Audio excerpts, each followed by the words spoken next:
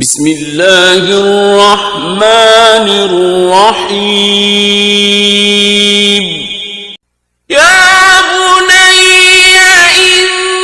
انہا ان تک مثقال حبۃ من خردل فتکن فی صخرۃ او فی السماوات أو في الأرض يأت بها الله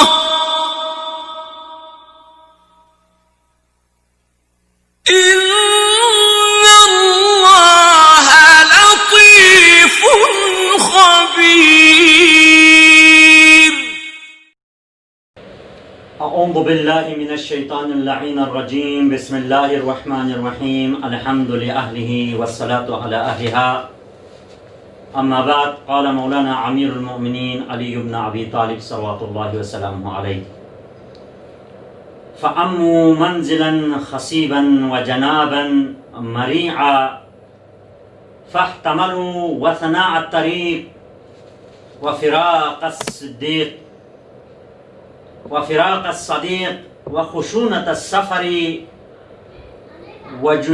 وجشوبة المطعم ليعطوا سعة دارهم ومنزل قرارهم، فليس يجدون لشيء من ذلك ألما ولا يرون نفقة فيه مغرما ولا شيء أحب إليهم مما قربهم من منزلهم وأدناهم من محلتهم، ومثل من اغترب بها كمثل قوم كانوا بمنزل خصيب فنبا بهم إلى منزل جديد، فليس شيء أكره إليهم ولا أفضع عندهم من مفارقة ما كانوا فيه إلى ما يجمون عليه ويسيرون إليه. يا بني اجعل نفسك ميزانا فيما بينك وبين غيرك.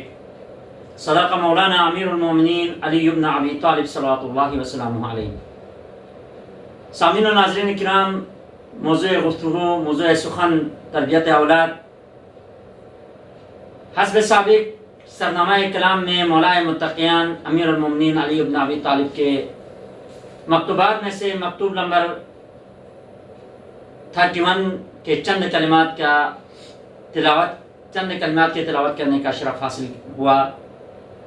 مولائے کائنات امام حسن مجتبی سے مخاطب ہو کر ان لوگوں کے حالات جو دنیا اور دنیا پرست رہے، ان کے حالات اور ان لوگوں کے حالات بیان فرما رہے ہیں جو آخرت اور آخرت کے اندر ان کے لیے جو عیش و عشرت کی سامان مہیا ہوتی ہیں، ان کی جو مقام و منزلت حاصل ہوتی ہیں، ان کی صفات کو مثال کے ذریعے سے مولا کائنات نے امام حسن مجتبی سے مخاطب ہو کر فرمایا: فَأَمُّوا مَنزِلًا خَصِيبًا وَجَنَابًا مَرِيعًا.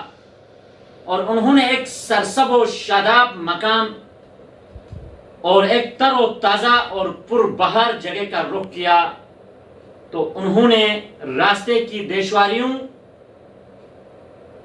اور راستے کی سختیوں کو جھیلا، اور دوستوں کی جدائی و فراق الصدیق، دوستوں کی جدائی برداشت کی، سفر کی صحبتوں کو گوارا کیا، اور کھانے کی بدمزگیوں پر بھی صبر کیا، تاکہ اپنے منزل کی طرف اور دائمی قرارگاہ کی طرف پہنچ جائیں. اس مقصد کی دن میں، اس مقصد کو حاصل کرنے کی راہ میں انہیں ان سب چیزوں سے کوئی تکلیف محسوس نہیں ہوتی. جتنی بھی سختیاں مشکلات پیش آئی، ان سے وہ مشکلات اور سختیاں مقصد کے آگے ان کے لیے بہت کمزور اور کم نظر آنے لگی، اور جتنا بھی خرچ ہو جائے اس میں نقصان معلوم نہیں ہوتا. انہیں سب سے زیادہ وہی چیز مرغوب ہوتی ہیں جو آخرت کو حاصل کرنا چاہتے ہیں. ان کے لیے سب سے زیادہ وہ چیز مرغوب ہوتی ہے جو انہیں منزل کے قریب اور مقصد سے نزدیک کر دے. اور اس کے برخلاف یہ صفات تھی ان لوگوں کی جو آخرت اور آخرت کے اندر ان کے لیے جو مقام و منزلت ملتے ہیں، اس آخرت کے مقام و منزلت اور عیش و عشرت کو حاصل کرنے کے لیے دنیا کے اندر جتنی بھی مشکلات اور سختیاں پیش آئی، ان سب کو اس مقصد کے خاطر انہوں نے برداشت کیا، ان کو جھیل لیا، اور ان صعوبتوں کو، ان مشکلات کو جھیلنے کے بعد وہ مقام ان کے لیے حاصل ہوا. لیکن برخلاف اس کے ان لوگوں کی مثال جنہوں نے دنیا سے فریب کھائے، اور ان لوگوں کی مثال ان لوگوں کی جیسی ہے جو ایک شاداب سبززار میں ہو اور وہاں وہ دل بے برداشتہ ہو جائیں اور اس جگہ کا رخ کرے جو خشک سالیوں سے تباہ ہو. ان کے نزدیک سخت ترین حادثہ یہ ہوگا کہ وہ موجودہ حالات کو چھوڑ کر ادھر جائے کہ جہاں انہیں اچانک پہنچنا ہے اور بہر صورت وہاں جانا ہے. اے فرزند، مولا کائنات امیر المومنین اپنے فرزند عزیز سے مخاطب ہوتے ہیں، یا بنائی اجعل نفسک میزانا فیما بینک و بین غیرک. اے فرزند، اپنے اور دوسروں کے درمیان ہر معاملے میں اپنی ذات کو میزان قرار دے دیں. بس اسی جملے سے ہمیں مولا کے اس جملے سے استفادہ کرتے ہوئے ہمیں اپنی زندگی میں، اپنی زندگی کی کامیابیوں کے لیے اور اپنی آخرت کے مقام و منزلت کو حاصل کرنے کے لیے ہمیں سیرت ائمہ معصومین اور ولایت علی کو میزان قرار دے کر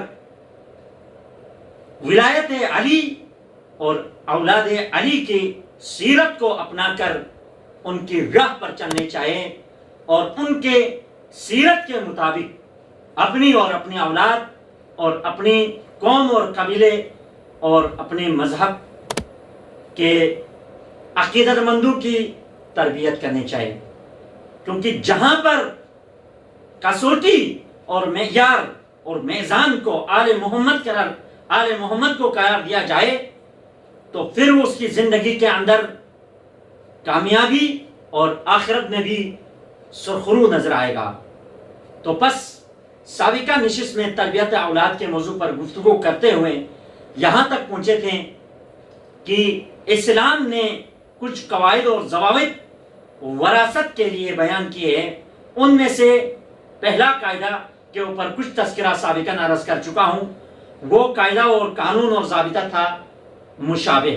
شکل ظاہری کے اعتبار سے بچہ اپنے ماں باپ کا مشابہ ہوتا ہے.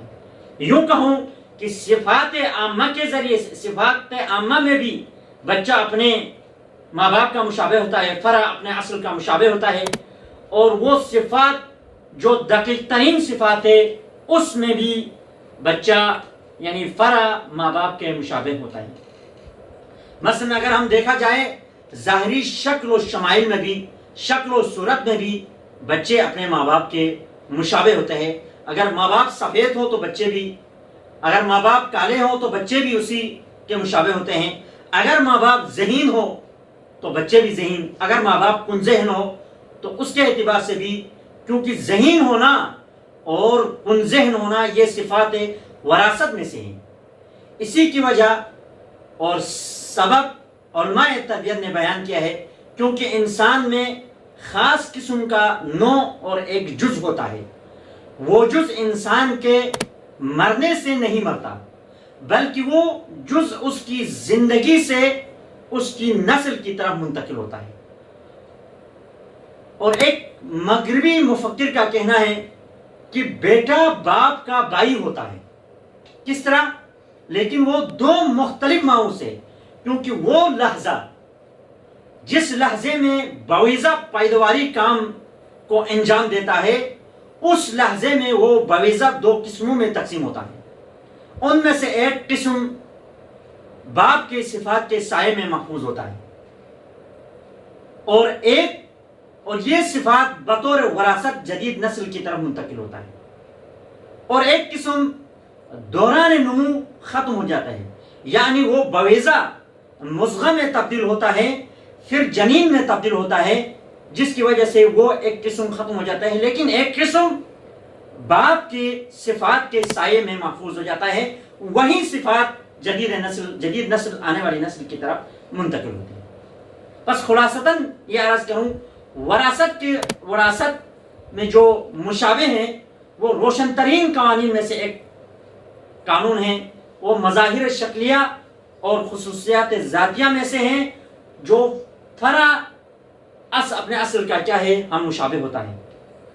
علماء وراثت اور تربیت کرنے والے علماء نے وراثت کی جو مشابہ کے اعتبار سے جو وراثت کا جو قانون دے دیا مشابہ کا، اس مشابہ کے لیے بھی کیا ہے، کچھ اقسام ہیں، تقریباً 3 اقسام ہیں۔ انشاءاللہ ان 3 اقسام کو آنے والی نشستوں میں عرض کریں۔